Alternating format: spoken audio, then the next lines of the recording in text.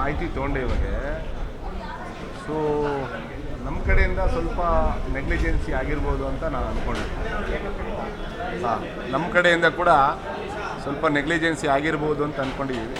But ಈಗ ನಾನು ಮಾತಾಡಿದೆ, ನಾನು ಕೆಲವು ಮಾಹಿತಿ ತೊಗೊಂಡೆ. ಸೊ ನೆಗೋಷಿಯೇಷನ್ ನಡೀತಾ ಇದೆ ಅಂತ, ನೆಗೋಷಿಯೇಷನ್ ನಡೀತಾ ಇದೆ. ಮತ್ತು ಇನ್ನು 10 ನಂದಿನಿ ಮತ್ತು 10 ಅಮೂಲಿಗೆ ಹಂಚಿಕೆ ಮಾಡಬೇಕು ಅನ್ನೋದು ನಾನು ನಿನ್ನೆ ಟಿ ವಿನಲ್ಲೆಲ್ಲ ನೋಡಿದೆ, ನಾನು ಎಲೆಕ್ಟ್ರಾನಿಕ್ ಮೀಡಿಯಾದಲ್ಲಿ ನೋಡಿದೆ. ಸೊ ನೆಗೋಷಿಯೇಷನ್ ನಡೀತಾ ಇದೆ. ಸೊ ಇದು ಗೊತ್ತಾಗುತ್ತೆ.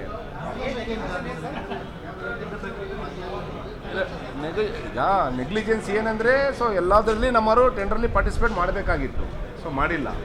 ಸೊ ಈಗ ನಾನಲ್ಲಿ ಸದ್ಯಕ್ಕೆ ನಾನೀಗ ಅಧ್ಯಕ್ಷ ಇಲ್ಲ. 2ನೇ ತಾರೀಕು ಅಡ್ಮಿನಿಸ್ಟ್ರೇಟರ್ ಹಾಕಿದ್ದಾರೆ, RCS ಕುಮಾರ್ ಬಂದು ಚಾರ್ಜ್ ತೊಗೊಂಡಿದ್ದಾರೆ. ಸೊ ಹಾಗಾಗಿ ಈಗ ನಾನು ನಮ್ಮ ಅಧಿಕಾರಿಗಳಿಗೆ ದೂರವಾಣಿ ಮುಖಾಂತರ ಈಗ ಮಾತಾಡಿ ನಾನು ಮಾಹಿತಿ ತಗೊಂಡೆ. ಸೊ ಹಾಗಾಗಿ 10:10ಕ್ಕೆ ಮಾಡಬೇಕು ಅನ್ನೋದು ಒಂದು ತೀರ್ಮಾನ, ನೆಗೋಷಿಯೇಷನ್ ನಡೀತಾ ಇದೆ. ಸಾಯಂಕಾಲದೊಳಗೆ ನೋಡೋಣ ಏನಾಗುತ್ತೆ. ಅದು ಹೇಳಿದ್ನಲ್ಲ, ಟೆಂಡ್ರಲ್ಲಿ ನಮ್ಮವ್ರು ಭಾಗವಹಿಸಬೇಕಾಗಿತ್ತು. ಎಲ್ಲದರಲ್ಲಿ ಕೂಡ ನಂದಿನಿನೇ ಸಿಗುವಂಥ ರೇಟಲ್ಲಿ ನಮ್ಮವರು ಪಾರ್ಟಿಸಿಪೇಟ್ ಮಾಡಬೇಕಾಗಿತ್ತು. ಅದು ತಪ್ಪಾಗಿದೆ.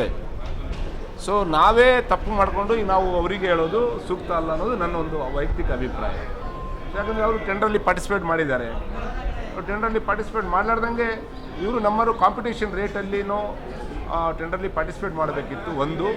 ಎರಡನೇದು, ಅಡ್ವಾನ್ಸ್ ಆಗಿಯೇ ಸರ್ಕಾರಕ್ಕೆ ಗಮನಕ್ಕೆ ತಂದು ಸನ್ಮಾನ್ಯ ಮುಖ್ಯಮಂತ್ರಿಯವರಿಗೆ ಮತ್ತು ಉಪಮುಖ್ಯಮಂತ್ರಿ DK ಶಿವಕುಮಾರ್ ಅವ್ರನ್ನ ಭೇಟಿ ಮಾಡಿ ನಮ್ಮ ಅಧಿಕಾರಿಗಳು ಮಾತಾಡಬೇಕಿತ್ತು. ಎಲ್ಲೋ ಒಂದು ಕಡೆಗೆ ಸ್ವಲ್ಪ ಮಾಹಿತಿ ಕೊರತೆಯಿಂದ ನಮ್ಮದೇ ಸ್ವಲ್ಪ ಆಗಿದೆ. ಓಕೆ.